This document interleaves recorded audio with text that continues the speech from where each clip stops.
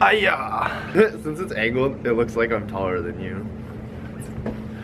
Oh, okay, never mind.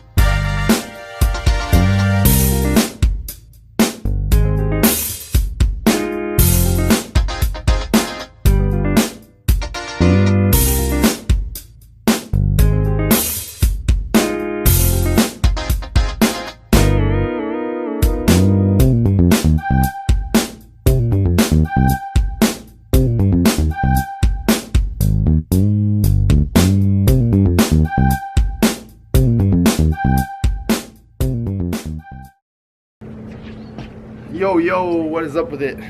Jay here, and what's up, homies? Raja Fresh. Rahul Fresh, Eat Fresh in the house. So, welcome to the very first episode of Friendgineering.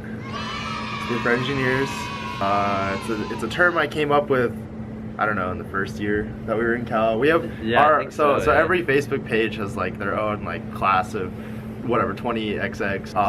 I think the year before us was like the Dead Chemi Society. Yeah, Dead Chemi Society. After the Dead Poet Society. So for us, I think I came up with chemical friendgineering. So I guess from that point, we've just been friendgineers our whole time at Cal. Today, we're going to be talking a bit about experiences near and dear to our hearts. Mine a little bit more recent than Rahul's, but we're going to talk about my study abroad and Rahul's experience in Peru. Without further ado, what's the first question, Rahul? Okay, first question right off the bat. So Jay, where did you study abroad this past semester? That's a good question. For those of you guys who don't know, I went to Seoul in South Korea. I was at Yonsei University.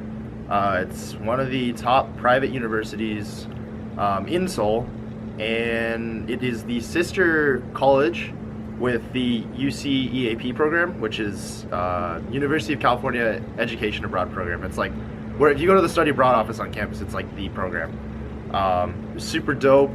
Got to take some chemi classes there, or just one actually, and yeah, I'm sure we'll talk about it more. That's awesome.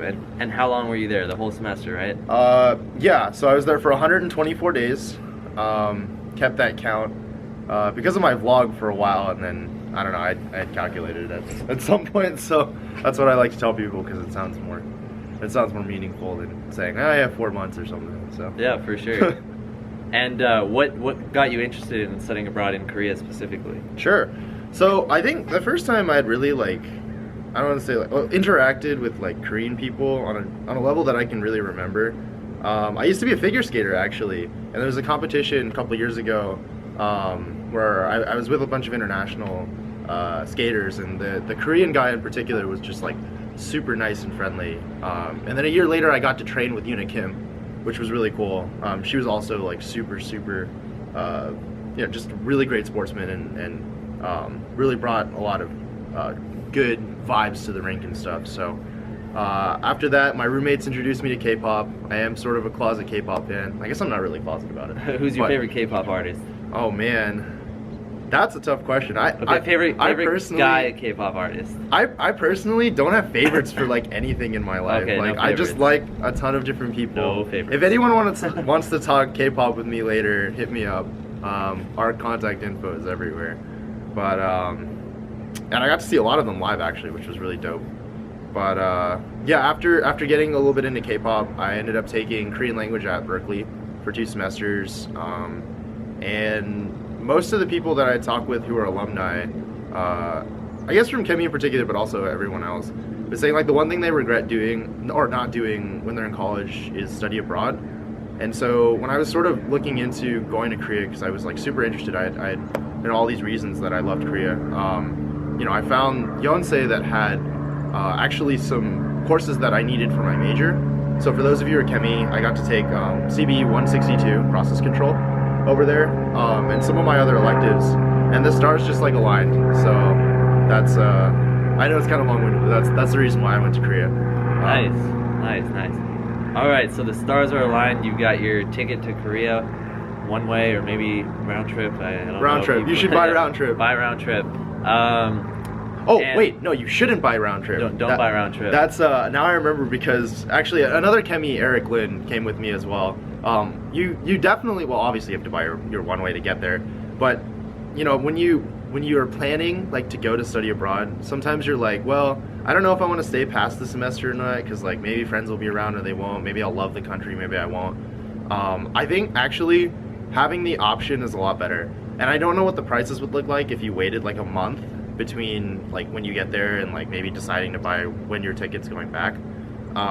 But if you like lock yourself in like right when you start, you might get a cheaper price on the ticket, which is like good if you need that money saving. But if you don't, then definitely wait, because you might want to stay longer or you might want to go home earlier. And I can't tell you which, it just really depends on you, right? So yeah. Yep. Cool. All right, so the stars are aligned. You've got your ticket to Korea. Tell us what the first week was like there. What kind of hit you as different about Korean culture versus American culture, and what was kind of the biggest sort of change for you? Well, I had been studying a lot about Korean culture from the language classes and I guess watching lots of Korean variety shows and stuff. I've actually never seen a K-drama. I still need to, which I know is really famous. Everyone loves Korea for their dramas. But I guess talking logistics, you need your visas before you go. I mean, all this stuff is pretty well outlined. The one thing that nobody tells you is when you get there, you need to register for your alien registration card, which is really, really important when you go like to other countries. I got to visit a couple other countries while I was in Korea, like in Asia, and you need that card for that. A lot of this stuff, like the logistics, I've detailed. I wrote an article on my website actually, which we'll probably go into that. Hopefully this time will be more for like personal anecdotes and stuff. So, culture shock wise, okay, there are no trash cans in Korea. It's really odd. Everyone takes their trash home because there's like a lot of good economic incentive to like sort it when you get home, and like it goes to the trash people and they like deal with it a lot more effective. I don't know if it's more effective than America. So but Korea is better at recycling than the US is? Probably, based just on that premise, and there's like no litter around. Seoul is one of the cleanest cities in Asia. It's very new, it's very modern, because the war was pretty recently, so they rebuilt after it. I mean, it must have been less than 30-40 years ago. So I mean, their subway system is really new. Like everything is just I mean, I wouldn't eat off the streets or anything, but like it's clean, in the sense that there's not like trash everywhere. Right. People are pretty respectful. Other than that, culturally, I mean, starting up classes and just being around Korean people, honestly. You're so used to like diversity, I think, especially in California, but in America in general. And when you go to Korea and there's like pretty much only Korean people, they've got a very specific style of fashion. All the girls are wearing heels and makeup all the time, which I think is pretty, it's different, certainly. And I think it's awesome, it's nice. And the guys, like, everyone is sort of, you can definitely tell like the cultural diversity is very much more narrow to what the local culture is, which I think is awesome if you really try to embrace it. You can probably see a lot of the, I guess, what that looks like in my vlogs, kind of in the background when I'm walking around and stuff. Cool. And how did you get yourself involved during your 3-4 months there? Yeah, so club fairs, they're not super, like, at least at Yonsei, like, there weren't too many clubs that allowed international students to come, because, I mean, most of it's a Korean university, everyone speaks Korean, and not that many people speak English. I know a lot of the Christian clubs allow international students because they usually have someone who speaks English. But for me in particular, I ended up joining the Glee Club at Yonsei. It's the male choir, and so they let me audition. There was one or two kids who actually were like fluent in English, which was really nice because one of them studied in India, I think, for his high school years. So he was like a sort of like an international student, and so yeah, it was really dope experience. They were just the most welcoming, friendly group of guys. We got to practice with the sister university of Yonsei, which is called Iwa Women's University. So the whole female choir. So that's how I kind of got to meet like local guys and local girls. Went out drinking afterwards, after practices and performances and stuff. Yeah, we were suit and tie for performances and did a lot of like classical music, actually, both in English and Korean. We had one song in Latin, but it was pretty cool. I actually was just at the acapella show for Berkeley, like the welcome back to acapella thing, and it's just so different than the way that Koreans conduct themselves. I mean, here everyone's kind of crazy and you know, all about doing something gangster or whatever. In Korea, I guess there's like, I don't know if I want to say there's like a bigger respect for like the formality of chorus, but I don't know. It's definitely different. It's hard to describe. There's a vlog on Glee Club that I have, and I'm sure later this semester I'm gonna try to join an acapella group. So hopefully, here that is. So hopefully we'll see the difference between those two. But That's cool. That's cool. yeah, our camera ran out of battery mid-shoot. Always charge your battery if you're gonna film, kids. That's what I tell my kids that I don't have. Why don't you give me the question again, Rahul? Question again. First, this is the standard interview style leg approach. So yeah. Coming from two achy peoples. This is the way to sit when you're doing question and answer. Okay, cool. All right, well, let's get straight into it. The next question, Jay, is about studying abroad. So, you know, a lot of people who go abroad, their friends back home beg the question, how much studying are you really doing? So could you tell us a little bit about what the rigor of the classes were like and how it compared to, say, classes at Berkeley? All right, so here's the thing about Korean students. Like, in high school, basically, like, what college you get into determines, like, the rest of your life, right? So, you know, they go to school until, like, 4 p.m., and then they go to a different school in high school, all the way to, like, 11 p.m., and, like, because they're college entry exams, you get one try, and it's really important. That being said, when you get to college, people still study really hard, and, like, the classes for us were taught in English. Like, the professors all got their PhD somewhere, either America or somewhere that speaks English or something, so they speak English. The kids don't know how to speak English, but they can understand it, and they study really hard. So I would say classes were not too like much easier than Berkeley was, and I took like engineering courses. I can't speak for humanities, but like I took CBE 162 over there, which was actually pretty difficult, like barely skirted by. But the grading is really nice, and if you're on UCAP program for College of Chemistry at least, your grades don't transfer if you don't take a class at a if you take a class at a non-UC college and it transfers, you don't get the grades. But it's just like you pass. Yeah, it's just you get the requirement. Yeah. Working with groups in Korea, oh my god. I went through an entire class. I took a food science class where I had a group of like 4 other Koreans or something. And we had to give a presentation on some group of foods or whatever. We did like smoked foods or something. And they felt so bad that they couldn't present, because we had to give a presentation in English. Like they felt so bad they couldn't present in English that they basically did like pretty much most of the project, and all I did was like present their work like in English. Wow. I mean, I did my part too, but like more or less it was really funny because we've never communicated like really in English like together. I know a little bit of Korean, so like enough to say like when are we meeting and stuff like that. But like it was like they can write and read in English, so they basically like wrote the whole PowerPoint and paper and stuff, and like I gave the presentation in class. So I thought it was really odd. Well, as they say, young adults, teamwork makes the dream work. I mean, kids might be watching it. Friendgineers, yeah, for all the kids watching. Friendgineers are of any age. Right. Because there's no age restriction to be a Friendgineer. Well, it sounds like there was actually some pretty rigorous courses there, and I guess when you weren't studying on campus, what were you doing sort of in the evening, nighttime? What was the nightlife like in Seoul, and around the area? Yeah, I mean, food is amazing. I guess anyone will tell you that. My thing about food, I would say, like, Asian food in America is like watching your favorite artist or just an artist, I guess, on TV, right? You get it, you understand it, maybe sounds good, maybe not. When you go to Asia, it's like seeing them live, right? It's like, you know, it's more immersive. You kind of get it more because there's less lost in translation and stuff, and like it may or may not be better sometimes, but for the most part, it's almost always better, right? It's always almost like live artists put a little twist on, you know, their live performances as opposed to stuff that's like recorded. It's kind of like real Asian food is like really, really authentic, right? Right. Stuff like that.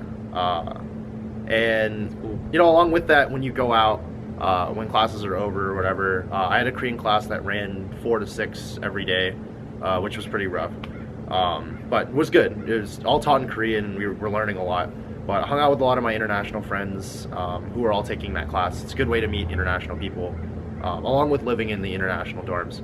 But when we went out later, food is super, super cheap in Korea. It's like $2 to $5 for like a whole meal. So you run with a ton of people. You can get fried chicken and beer. You can get all your classic Korean foods. You know, that range from like really spicy rice cakes and stuff to like your Korean barbecue that you know and love, and some stranger things like live octopus and stuff that are pretty you know, really culturally deep, I guess.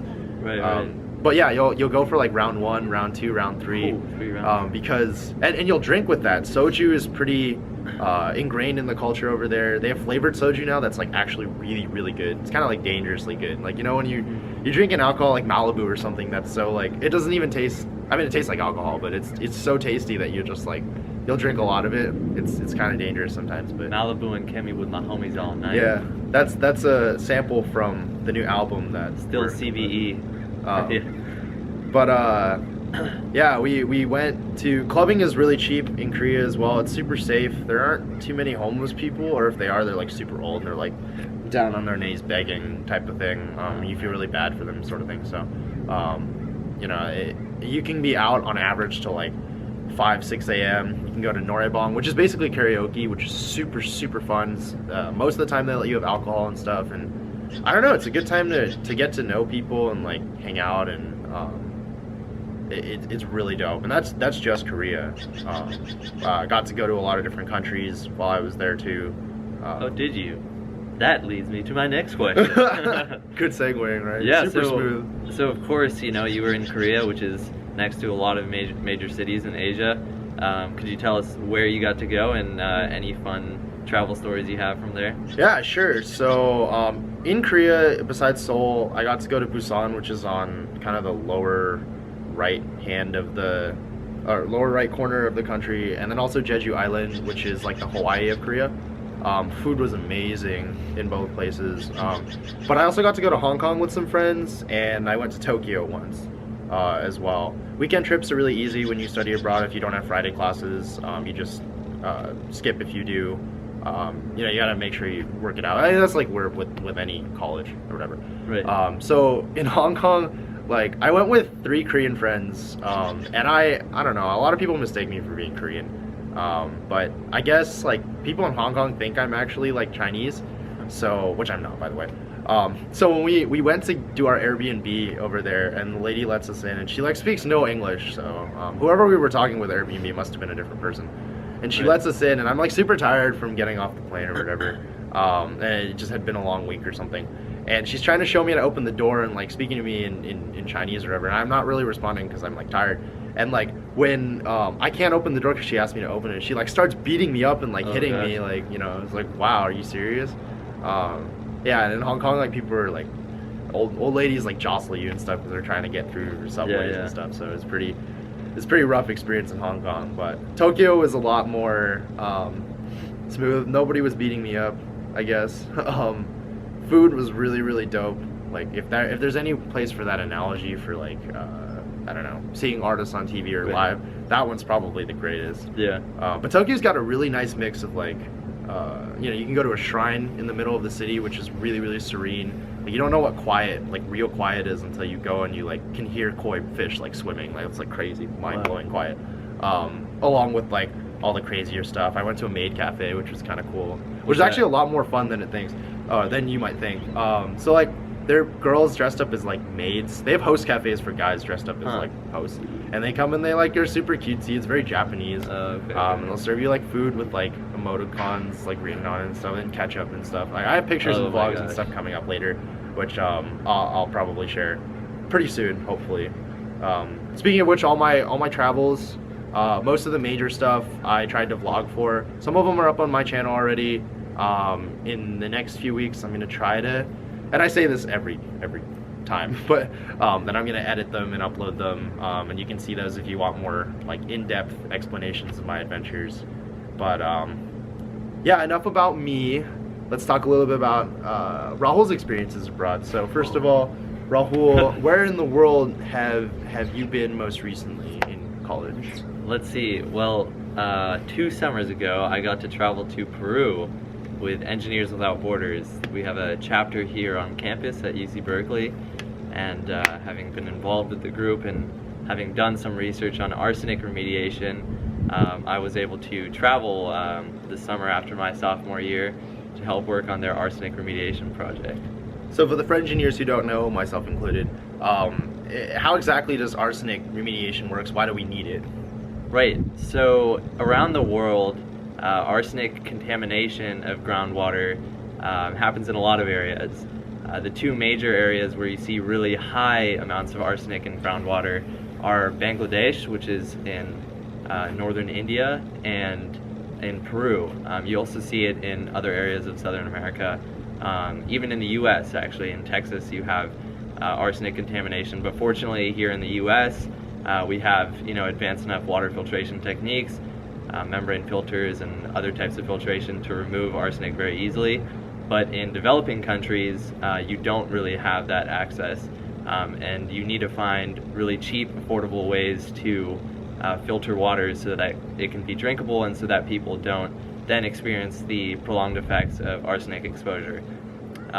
What's interesting about arsenic contamination is that you don't actually experience the health effects until much later on. So people in their 40s, 50s will start getting skin lesions or kidney failure. It can affect your heart, it can affect your brain, it can really affect like a lot of areas in your body. It's a neurotoxin. But what's interesting about arsenic specifically is that it's tasteless, it's odorless, and colorless in the water. So, you could see a glass of water that looks perfectly normal, but it could be contaminated with arsenic, and you would have no way of knowing unless you knew that the area in which you live has arsenic in the ground. And it's just naturally occurring. There's certain areas where, just based on geological formations and the sediment that's beneath the surface contains arsenic. So yeah, I'm sure there's a lot of literature out there as well that people have probably been working on this problem for a while. Right. And I'm sure if you want to talk a lot about like the actual project and stuff, I'm not really sure like what the because some people don't like to disclose like how their projects are, because I don't know. Oh no, I mean, we're a nonprofit, so all of our research and things we learn are all publicly shared, and we aren't a for-profit organization, so none of the research we do is held disclosed or anything like that. And to be honest, it's actually what's interesting is a lot of the research that we do it's not necessarily novel. We're just basically applying research that's been done before in literature or wherever we find it, and applying it to a specific region. In this case, 2 communities in southern Peru, Huata and Caracas, which have this problem, and we can use the scientific knowledge we have and also the knowledge of the community and what locally sourceable materials there are to help them create household water filters and build rainwater catchment systems. Those are the 2 ways in which we mitigated the problem. Yeah. Cool. So why don't you talk a little bit about the trip? How long were you there? What was like different about, I guess, living in Peru than maybe living in America, or just like culturally? Yeah, totally. So we spent, we meaning the 6 other students I traveled with. There was a group of 7 of us, and we traveled with 2 professional mentors who work as engineers in the Bay Area, and we basically were there for 4.5 weeks to work on our project. This was in our summer here in the northern hemisphere, which is the winter in the southern hemisphere in Peru. So as a result, it was obviously very cold. We were also at a very high altitude. So we flew into Lima, which is on the coast, but from Lima we flew from there directly to Puno. And Puno is on the Altiplano, which in Spanish means high plain. And it's actually one of the highest sort of elevated plains in the world, second to, I think, the Himalayas. Oh, wow. It's basically at 13,000 feet, more or less. And obviously, as a result, when you get there, due to limited oxygen in the air, you feel really lethargic and definitely have to like work your way into it. So the first 2-3 days, we were more just getting our systems acclimated to the surroundings and all of that. And of course, we had a lot of stuff to bring with us. But most of the actual materials we used to build the rainwater catchment system and the household water filters are sourced locally, and that's intentional so that they can maintain those systems in the future, and so that by the time we leave, it's not like we've just built something and no one's there to take care of it or has components to fix it. It's exactly the opposite. We want it to be something that the community is involved with, such that they have an investment to maintain it and keep it up. But in terms of where we were staying at a school. So the projects we do generally, well, at least the rainwater catchment systems we've built are at primary schools, with the purpose, one, of providing the children with clean drinking water, and two, it's kind of a central meeting place for the community. It's safe to keep rainwater catchment systems there in general, although we have had problems in the past with attempted theft, etc. But we were staying in a one-room schoolhouse, no heating, just no showering. Very simple access to electricity. No showering really, because there was really only one source of water in the entire surrounding, probably a few miles at least. At least in that school, there was only one pipe. Really, it was a PVC pipe that went 15 meters into the ground into an aquifer, and because of the high pressure, just would constantly spit out water. There was no valve or anything to control it. Wow. And that's their source of drinking water. But it's not like a source for a shower or anything, because you can't really shower in something that's that tall. So yeah, the longest I didn't shower on that trip was 12 days, which was a lot of fun. But yeah, we used you can buy from Amazon, you can get those travel wipes, and we did stay clean in some aspect, but of course you can only stay so clean when you don't actually have a full shower. But it was interesting. I mean, it was a very eye-opening experience. This was a very, very rural area of Peru. Most of the people in that area rely on, they live off the land, and kind of the typical job there is farming and agriculture.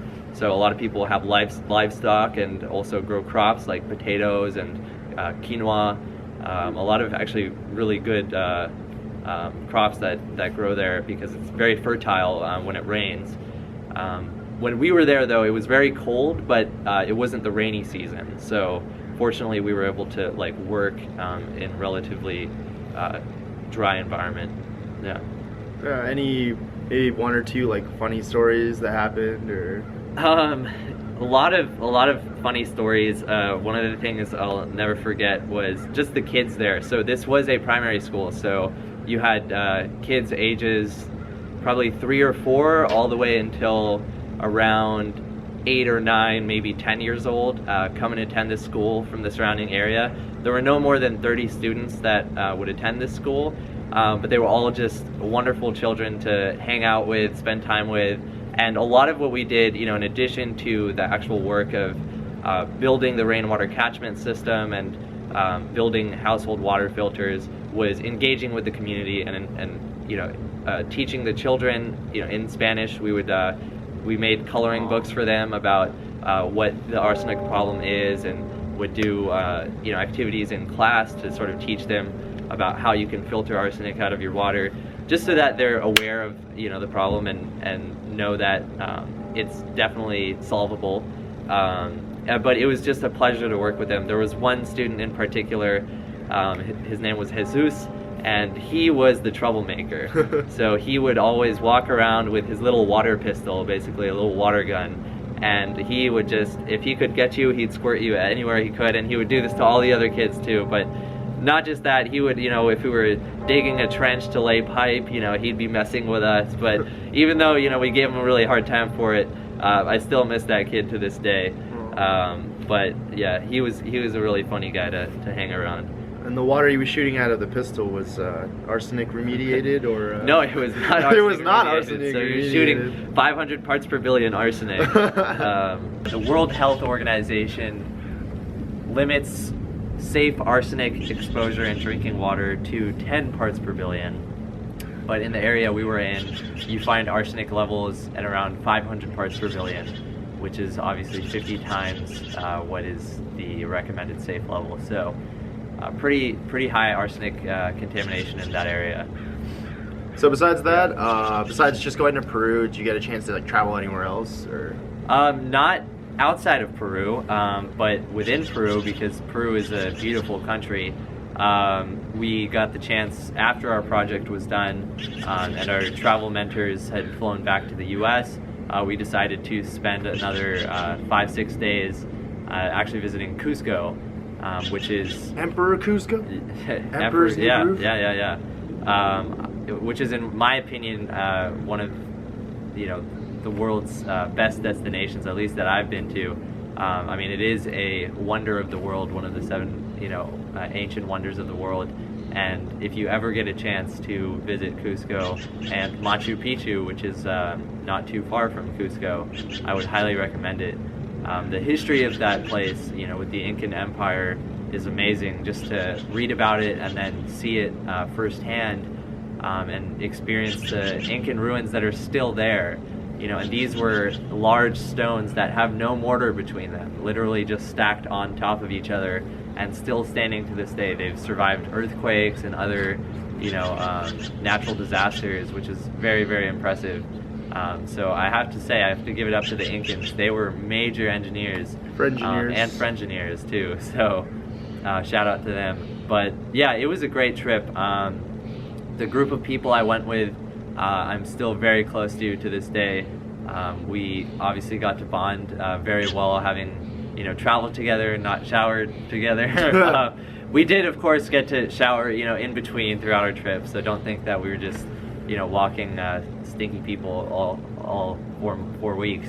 But yeah, it was a great time, and Cusco, I think, is a really cool city. So yeah, stinky for a good cause. But you heard it from Raja Fresh himself. If you want to learn more about Engineers Without Borders or his trip, feel free to reach out to him. If you want to learn more about studying abroad or Korea in particular, you can reach out to me. After this, we'll have a Twitter account where you guys can let us know what you think about the show format. If you have any questions, we might be doing Q&A if there are enough questions next time. And until next time, thanks for tuning in, Friendgineers. Peace. High five. Wait, redo the high five. Boom. Nice. Boom. Peace out. Adios. Sayonara.